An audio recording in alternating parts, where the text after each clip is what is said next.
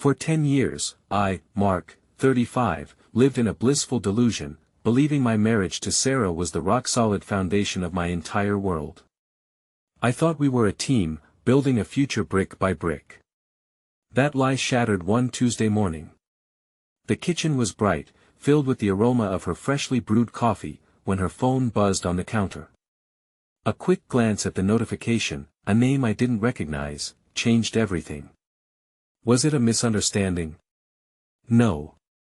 In seconds, I saw the truth: texts planning a secret weekend getaway, a joint bank account I knew nothing about, and a blurry photo of them, her and him, kissing.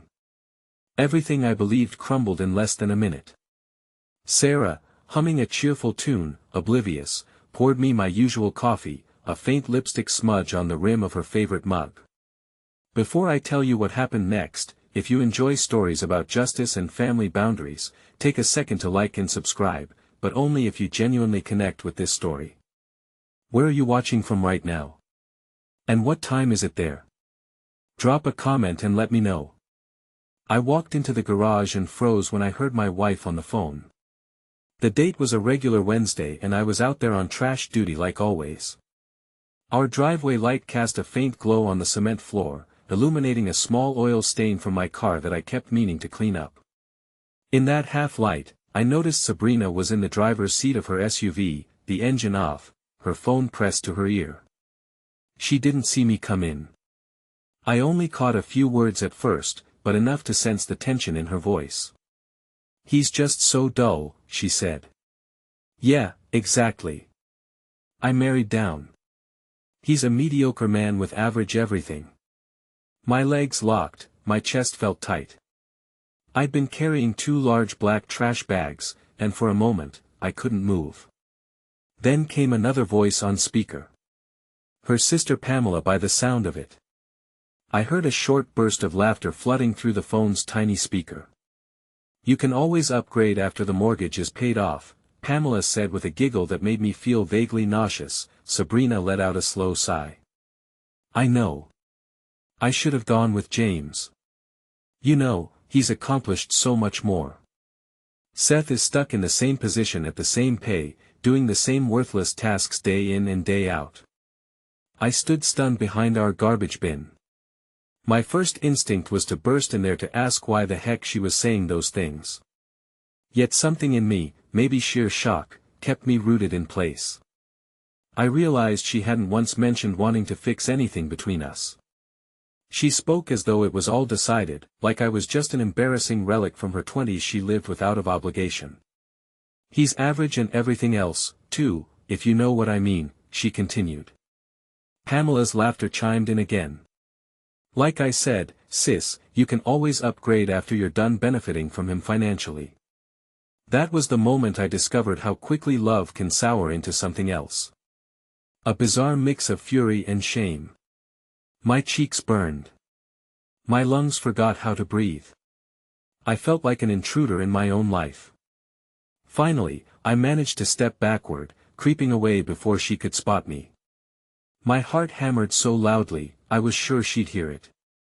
Clutching the trash bags, I left the garage like a ghost. I said nothing. Despite the shock, I was oddly calm during dinner that night. Sabrina slid a plate of chicken and vegetables toward me, asking about my day with a casual smile. "Just the usual," I said. She had no idea I'd heard everything. My mind replayed her words. I married down a mediocre man with average everything. They carved themselves under my skin, but I kept my composure. If she wanted to hide her true feelings, fine. I would learn to hide mine, too. Over the next couple of weeks, I paid closer attention to her habits. She'd been working late more often. She hid her phone whenever I entered a room. I saw text notifications pop up with names I didn't recognize. She'd type replies quickly, then delete them, clearing any trace. My gut told me she was seeing someone, though I didn't want to believe it outright. Deciding I needed answers, I checked her phone while she was in the shower. Her passcode was easy to guess. The street number of her childhood home. There it was, James. Their messages scrolled with a tragic inevitability. Many said, "If only things had been different." Or "I missed the way we used to talk," and always ended with something suspiciously open-ended. There were references to secret meetups, coffees, dinners, always with that flirty subtext. Then I found the real kicker, an entire bank account in her name only with something around 20,000. It had been amassed over the last year without my knowledge. I photographed it all.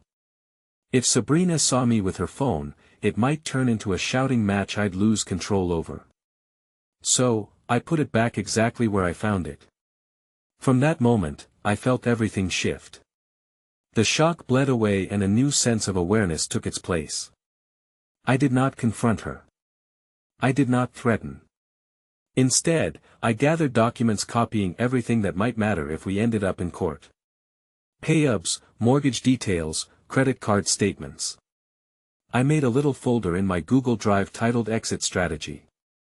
However, I'd be lying if I said my anger stayed in check.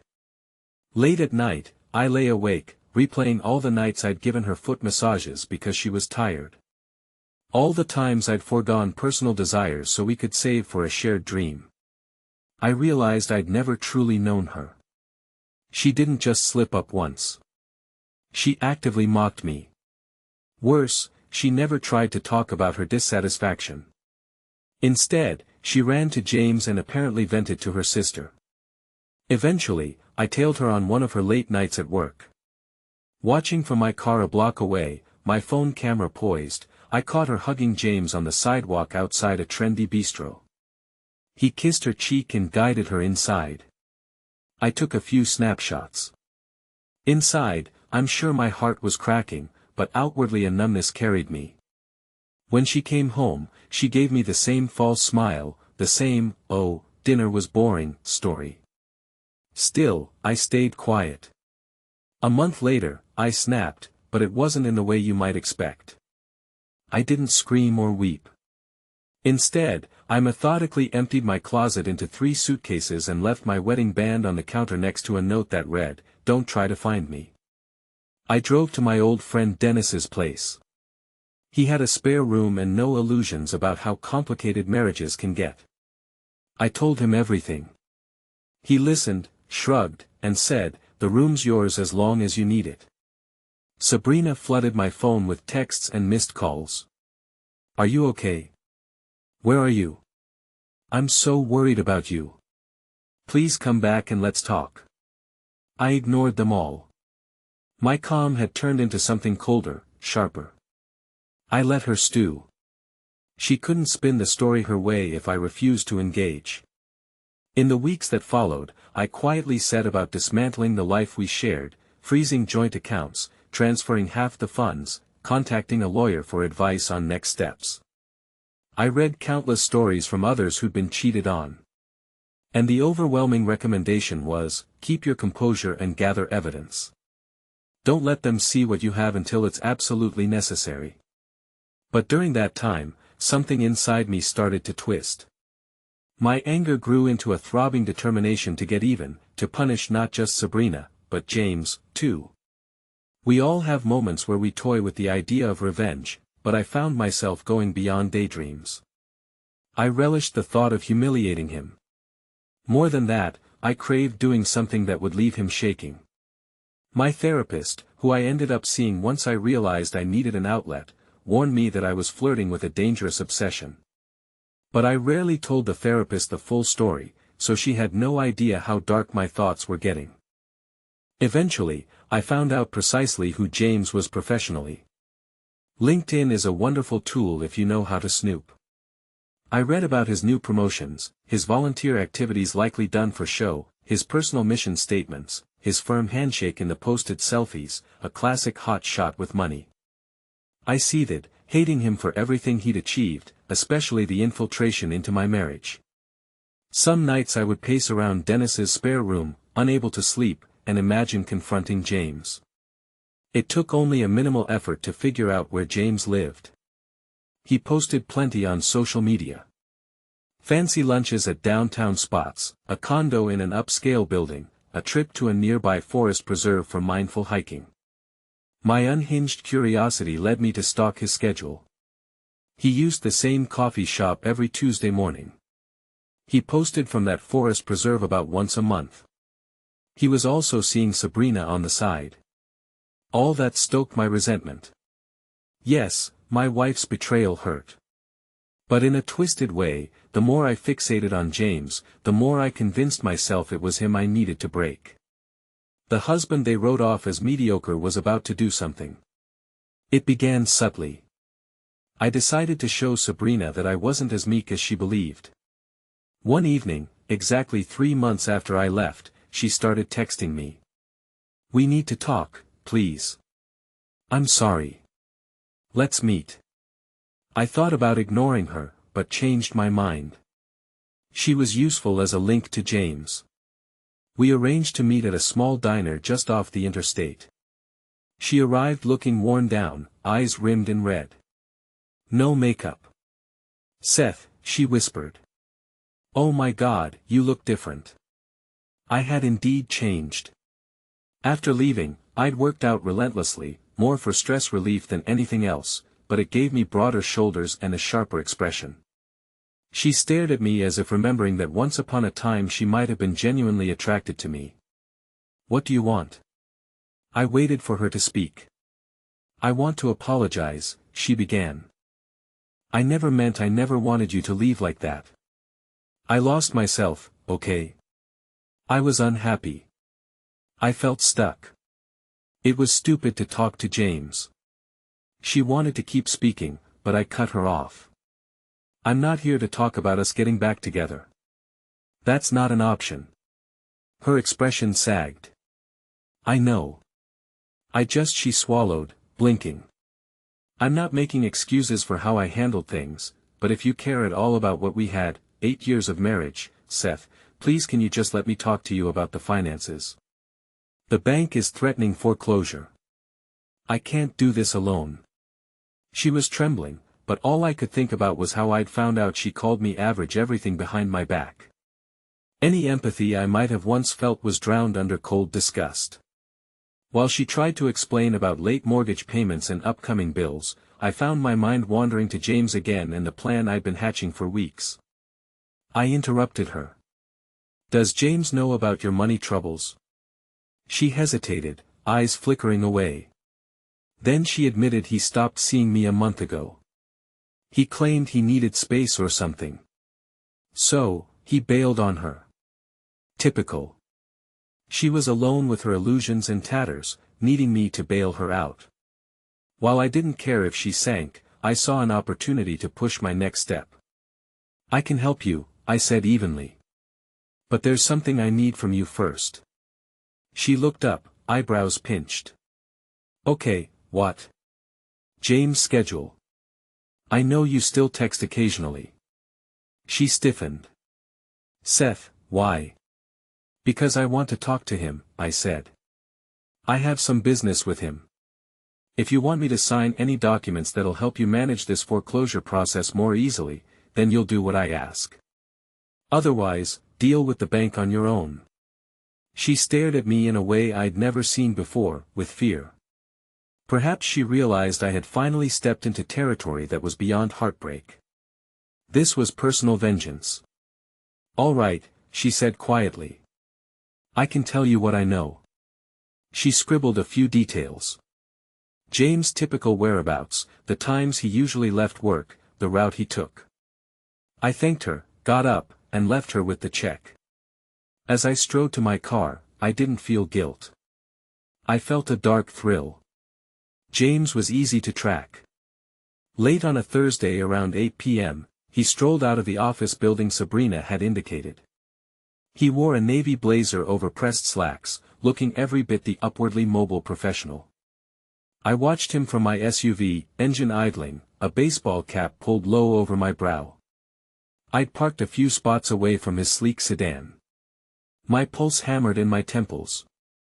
This was it. I'd never done anything like this in my life. My anxious mind kept picturing worst-case scenarios, but I shoved them aside. I was determined to prove I wasn't some pathetic doormat. He got into his sedan. I waited until he pulled out, then followed him along the dark roads that snaked out of the city. I knew exactly where I wanted to go. An old abandoned logging road in a wooded area about 40 minutes beyond the suburbs. I used to hike there on weekends, but it was deserted now. The old trails overgrown, the main path dotted with no trespassing signs. Perfect for what I had in mind. The entire drive, I imagined Sabrina's words. He's accomplished so much more. I married down. If James was so superior, let's see how he fared under real pressure. It wasn't hard to coerce him off the main highway. I bumped into his car from behind at a lonely intersection where no cameras were installed. He pulled over. I parked behind him, jumped out, and rapped on his window. "What the hell, man?" he exclaimed, lowering the window halfway. "Dude, I'm sorry," I lied, playing the frantic motorist. "I just lost my brakes. Are you okay? Let's pull over further up the road out of this intersection. We'll exchange insurance," he muttered curses. "So," I pointed to a shadowy side road. He nodded, perhaps annoyed enough to follow. A few hundred yards in, we parked. This area was lined with towering trees. The place silent except for a faint breeze. Perfect. He stepped out of his sedan, phone in hand. Before he could start snapping photos, I moved behind him and clamped a cloth soaked in a sedative over his mouth and nose.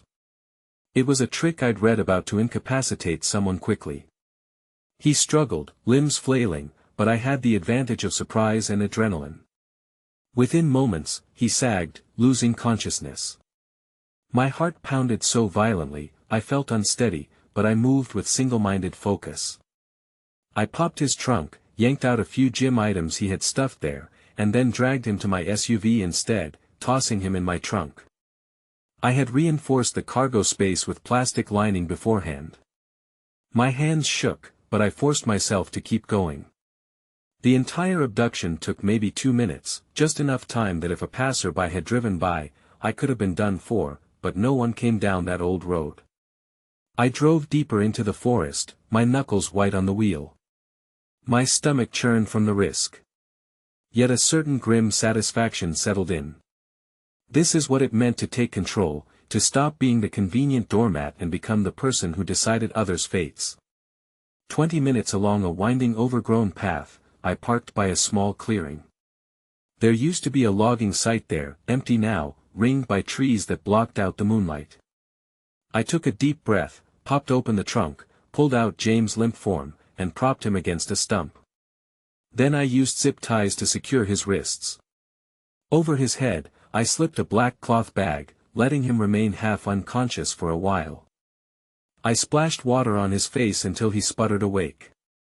He started to thrash, but quickly realized he was tied up and blindfolded. "Who? What?" His voice was garbled. I brought a small flashlight, shining it in his face through the bag. He squirmed in the sudden brightness. "Don't worry, big man," I said quietly. "We're just going to settle a few things you took from me." "Whoa, what? I don't even know you."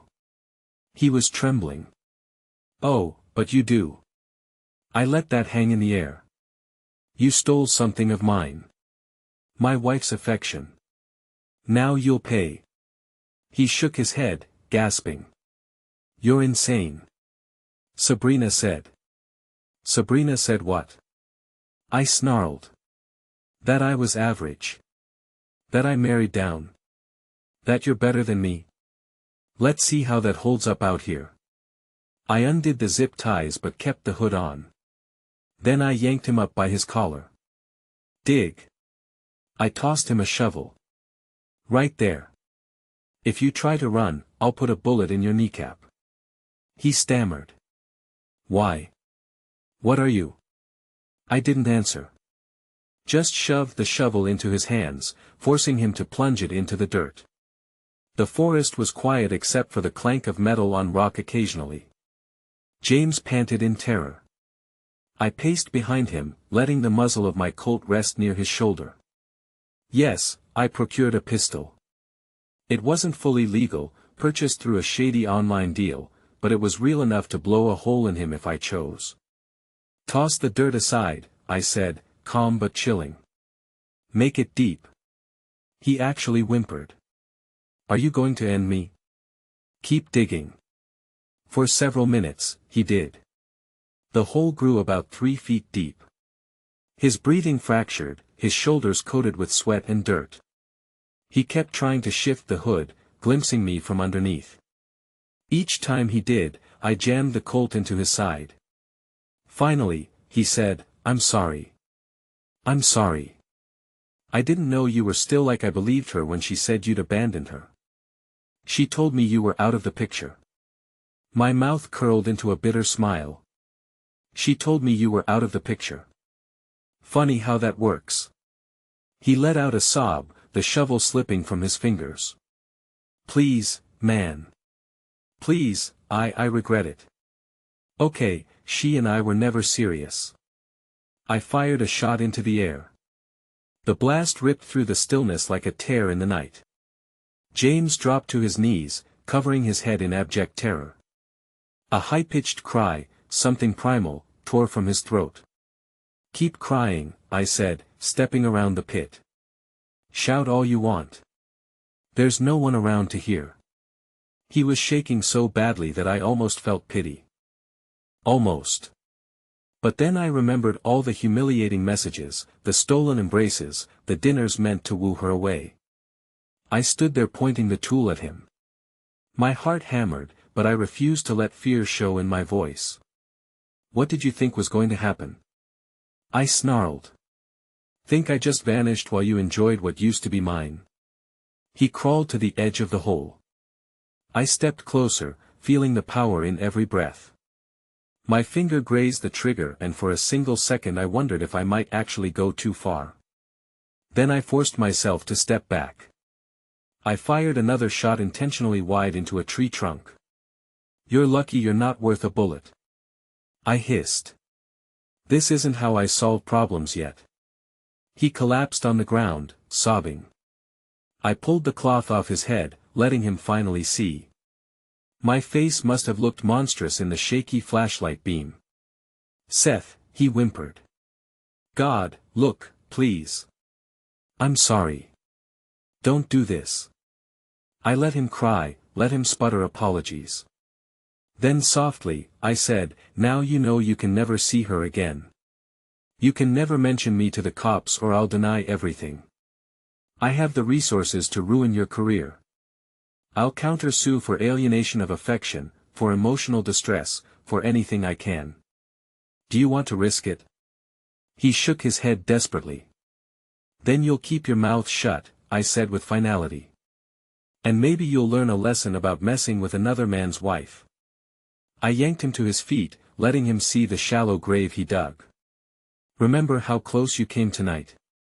I whispered. Then I punched him once in the gut. He doubled over, retching. I turned, hopped in my SUV, and sped off, leaving him in the dark, alone with the mound of dirt and the stench of fear. The adrenaline roared through my veins for the entire drive back. My head pounded. My chest felt tight.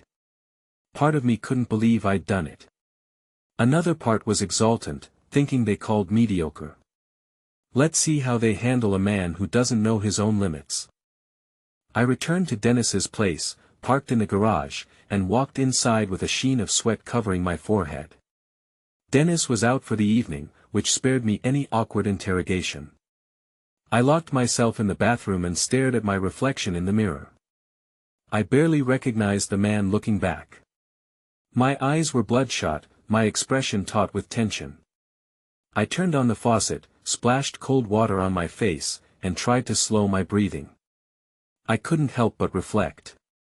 I had truly threatened a man with a firearm. I'd forced him to dig his own grave. A part of me asked if I'd crossed a line of no return, but then I remembered the crippling humiliation I'd felt all these months. This newfound sense of power was more potent than fear. 2 days later, Sabrina called me in a visible panic. I answered, curious. Yes, Seth, she whispered. I talked to James. He's shaken up. What the hell did you do? I rolled my shoulders, tensing at the creeping anxiety in her voice. What? I had to. I replied to make sure he understands not to come near you again. She sucked in a breath. Seth, that's insane.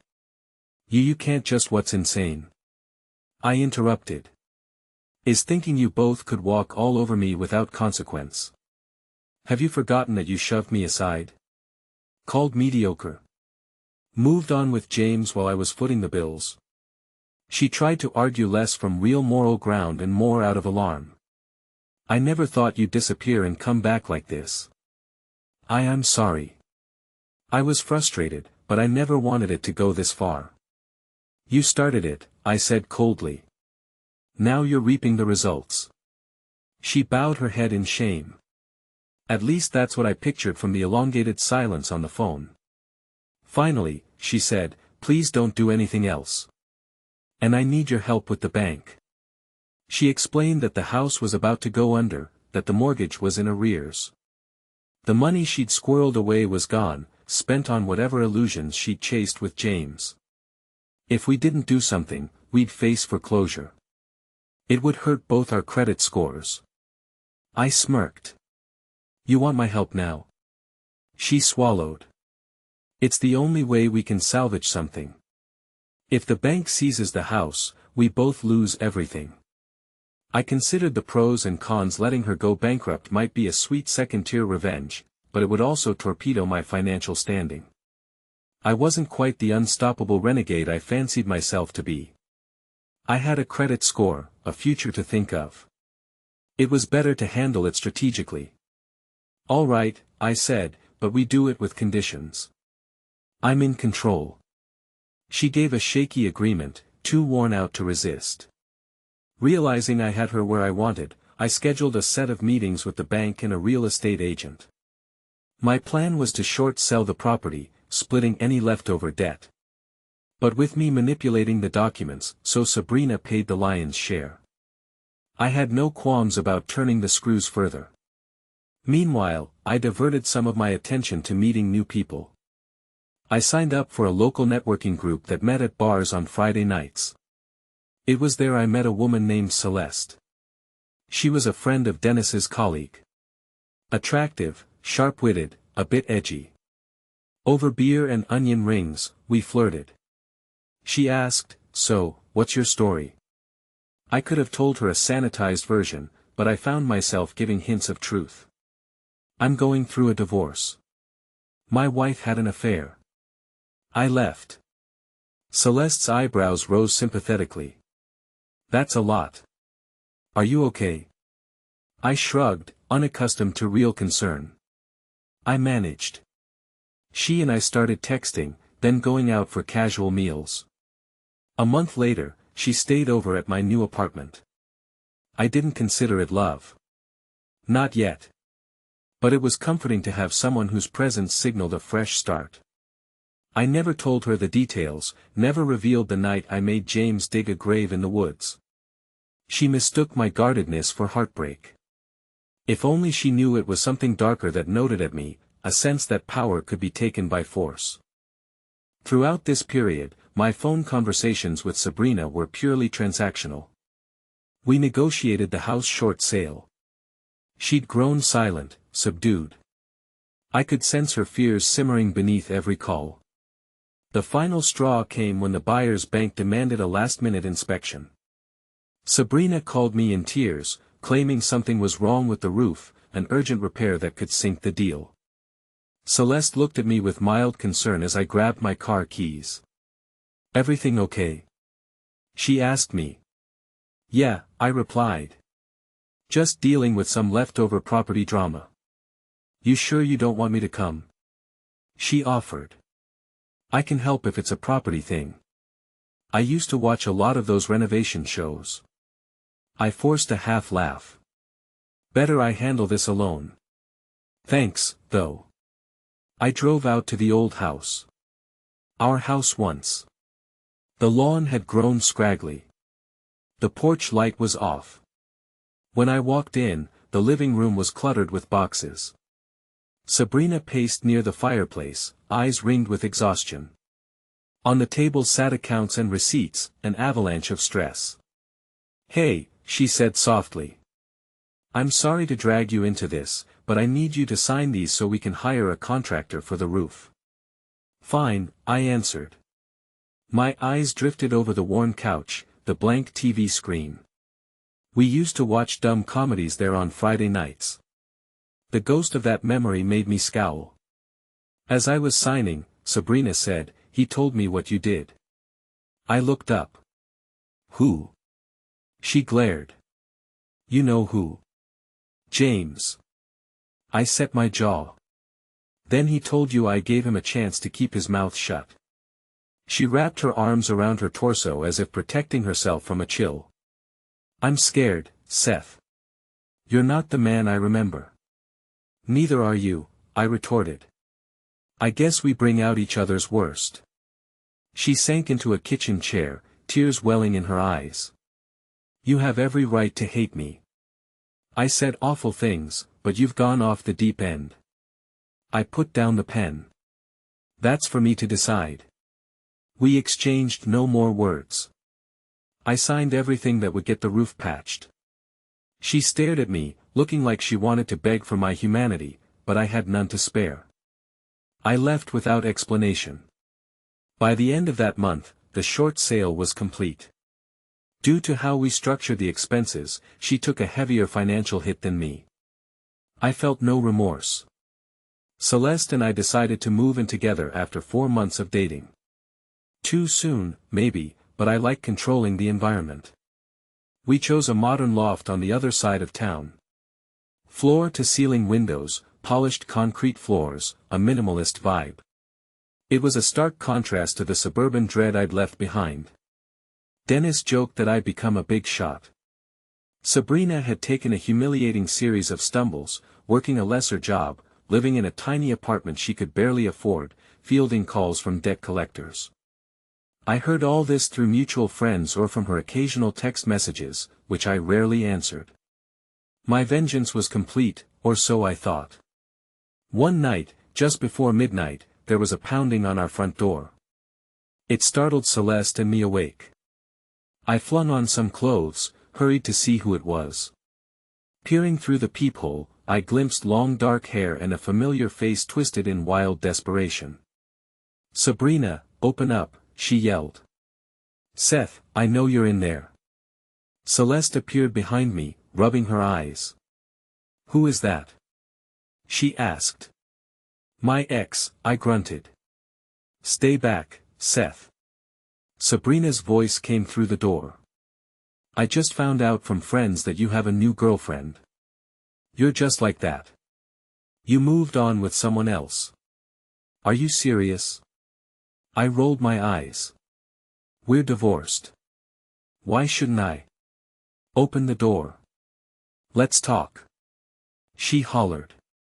Celeste put her hand on my arm. "Should we call the police?" I hesitated, but after all the trouble Sabrina caused, I was done. "Yes," I said calmly. "I think we might have to." But before I could even pull out my phone, Sabrina must have realized the building's security might eventually intervene. So she started banging harder, rattling the handle. Driven by an unknown mania, she managed to slip in behind another tenant exiting the stairwell. Suddenly, the door flung open and Sabrina burst into our living space. "You bastard," she hissed, turning her gaze on Celeste. "So this is your new conquest, huh? You just replaced me." Celeste tried to back away, but Sabrina lunged. "He's still my husband, you get away from him." Her voice was shrill, unhinged. Celeste fended her off with both arms, but Sabrina clawed at Celeste's hair. I rushed forward, grabbing Sabrina's arms, trying to pry her away. Sabrina spat curses, tears streaming down her face, accusing me of destroying her life, humiliating her, leaving her in debt, driving James away. "This was all your plan, right? To ruin me, and then run off with a new fling." Celeste twisted free of Sabrina's grasp, staggering back. Your ex-wife is completely insane, she stammered. No, you don't know the half of it, Sabrina shouted, pointing at me. He threatened James with a tool, made him dig a freaking grave. He's not the victim you think he is. Celeste stared at me, eyes wide with uncertainty. She hadn't known that detail. The look on her face stung me with something resembling guilt. Sabrina swung around, a wild fist aimed at Celeste. I intercepted it, twisting her arm until she yelped. The furious mania in her eyes was matched by a raw heartbreak. That was when the cops arrived, summoned by the building security who heard the commotion. They charged in, ordering everyone to stand down. Sabrina was the one who appeared the aggressor in that moment. Cornering Celeste, rage in her voice. In less than a minute, they had her handcuffed, forcibly guiding her to the hallway. She kept screaming accusations over her shoulder, telling anyone who would listen that I was a psychopath, that I kidnapped James. You're going to pay, Seth. She spat as the officers hauled her away. You hear me? This isn't over. The commotion carried on in muffled form out near the elevator. A policeman took my statement while Celeste stood trembling in the corner. They asked if we wanted to press charges. Of course, I said yes. Sabrina had burst into my home uninvited, assaulting my girlfriend. The cops read Sabrina her rights. She locked her gaze on me with pure blazing hatred. Then the elevator door slid shut, taking her away, the reflection of overhead lights gleaming on her tear-streaked face. For one long minute, I stood in my living room, heart hammering, the adrenaline pounding. Celeste was breathing hard, disheveled. Our modern loft's calm aesthetic was shattered by the chaos that just occurred. I looked at the front door, forced halfway open on its hinges, and I heard Sabrina's screams echo in my ears. The cops left shortly after, taking Sabrina to the station. Celeste asked if what Sabrina had shouted about James was true. I hesitated. Perhaps she saw the flicker of guilt and anger in my eyes. Seth, she whispered shakily. What did she mean when she talked about you and a cult? I opened my mouth to respond, but no words emerged. In that fraught pulsing air between us, I realized it didn't matter whether I admitted it or lied. The damage was done. I stared at Celeste, who I'd hoped would never see that side of me. My phone buzzed in my pocket. It was one of the police officers calling, presumably with more questions. Everything was unraveling. Celeste's face was pale, her expression uncertain. Footsteps pounded in the hallway outside as neighbors whispered about the near brawl and arrest. That was how my carefully orchestrated life ended up on the brink again. Once more, Sabrina had invaded.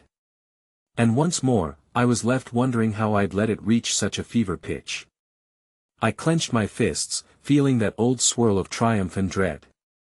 My mind thundered with a single notion. I had chosen to step across a moral line. Now I was reaping the consequences, and it wasn't over yet. In the days following Sabrina's arrest, all parties faced investigations. Sabrina was charged with misdemeanor assault and trespassing.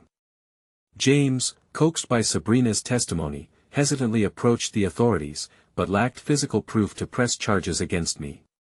However, the police questioned me regarding the alleged threat and abduction. I denied it, lacking any official complaint or evidence. Still, rumors circulated. My lawyer cautioned that a civil suit for emotional distress or alienation of affection could emerge if James collaborated with Sabrina. Meanwhile, Celeste distanced herself, unsettled by the accusations. No one walked away unscathed. Ongoing legal wrangling became my new reality.